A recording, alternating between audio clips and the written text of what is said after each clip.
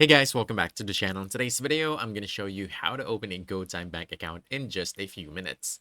So first, go ahead and download the GoTyme Bank app from the Play Store or App Store. Then open it and tap Sign Up. So go ahead and let's choose Open an Account.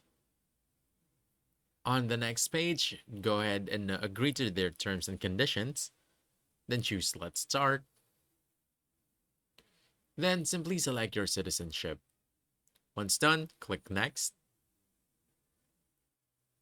Then you'll have to enter your mobile number so that you can receive their OTP.